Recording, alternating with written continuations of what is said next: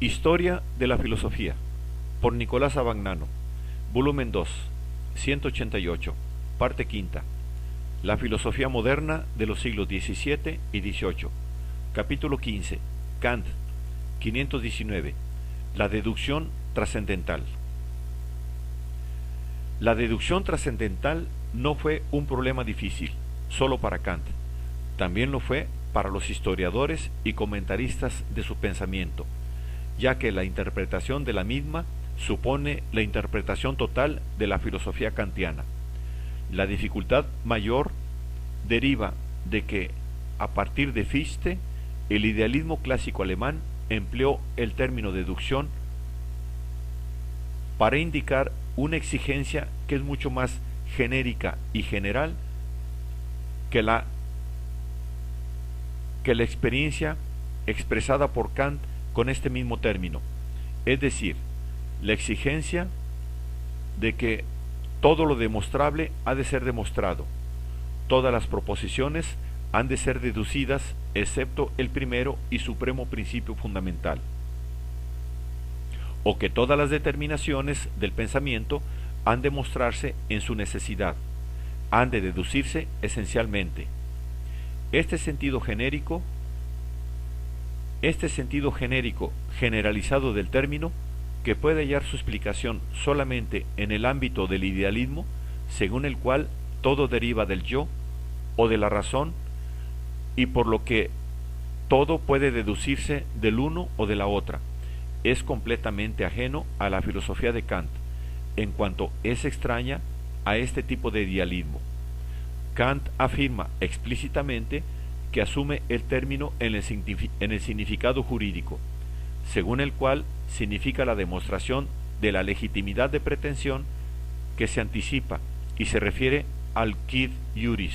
no al quid facti de una cuestión. En otros términos, probar que la persona X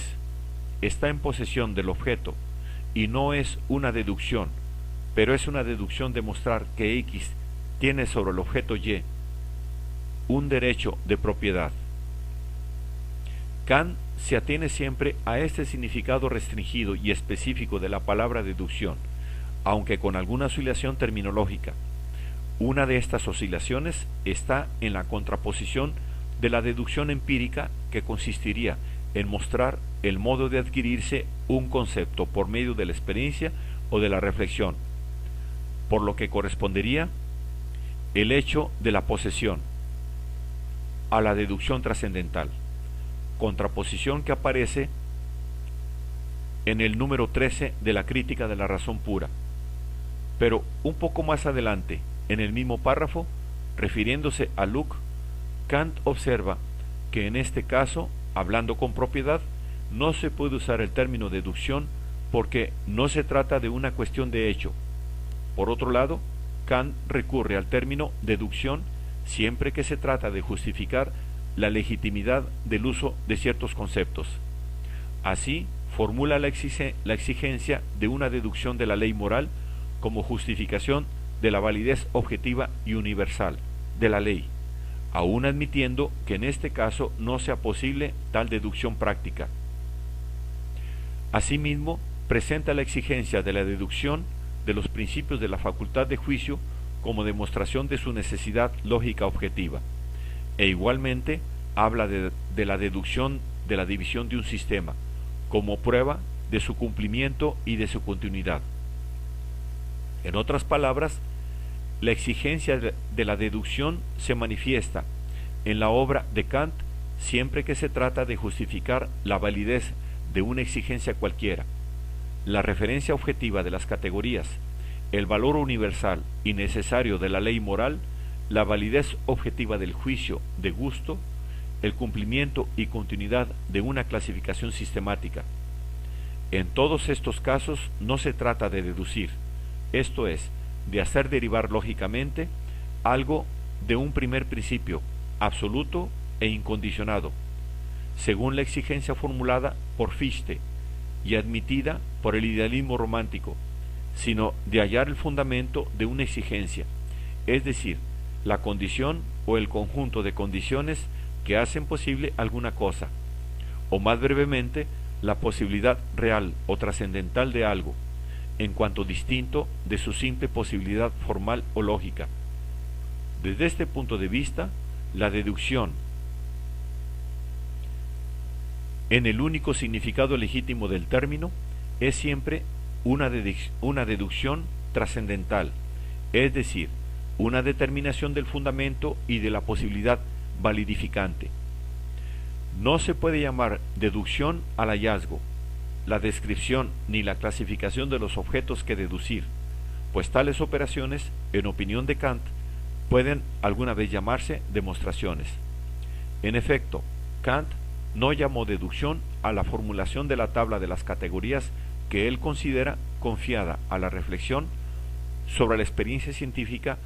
y cuya completa demostración la obtuvo él mismo mediante consideraciones de lógica formal. Ni tampoco llamó deducción al hallazgo de la ley moral,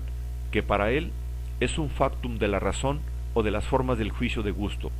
descubiertas por medio de la reflexión sobre la actividad sentimental del hombre. En cambio, entendió como deducción la demostración de la validez de las formas cognoscitivas, de la ley moral y del juicio estético teleológico,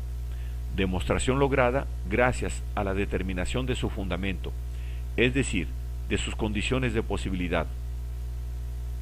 En segundo lugar, está claro que no hay una deducción trascendental única, esto es, no hay un proceso deductivo único que constituya, en su conjunto, todo el sistema de la filosofía. En cambio, hay tantas deducciones cuantos sean los campos a que pertenecen los objetos que deducir,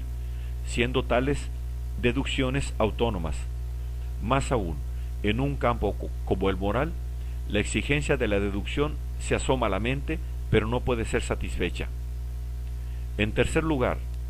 y consiguientemente, el principio de la deducción, o sea, el fundamento, no es único o absoluto, sino que debe formularse en cada campo, de modo específico, es decir, en conformidad con la estructura del campo y de las pretensiones que aparecen en el mismo. Al no existir un fundamento único, tampoco nace la cuestión de cuál sea el fundamento, si es Dios, la naturaleza, el sujeto o el objeto, o el yo o la razón, etc. En efecto, la deducción trascendental no desemboca en un principio absoluto e incondicionado de esta índole, sino solamente en la posibilidad valedera de la pretensión que se presenta en un terreno cualquiera del saber humano, posibilidad que adquiere caracteres reales o trascendentales según la naturaleza y los caracteres del propio terreno. Prescindiendo de estos caracteres, o sea, en su naturaleza pura y simple, de fundamento en general, el fundamento mismo no es más que la posibilidad de diversos órdenes de condicionamiento,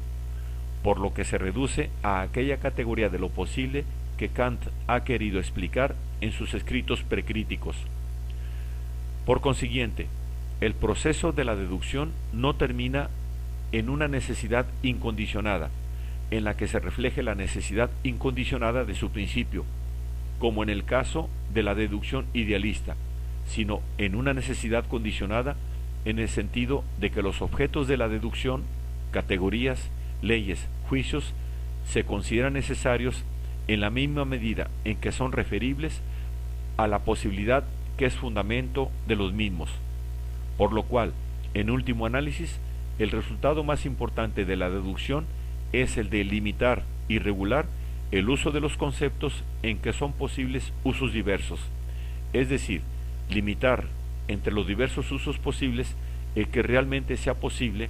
en el sentido que asegura la eficacia y la validez del concepto.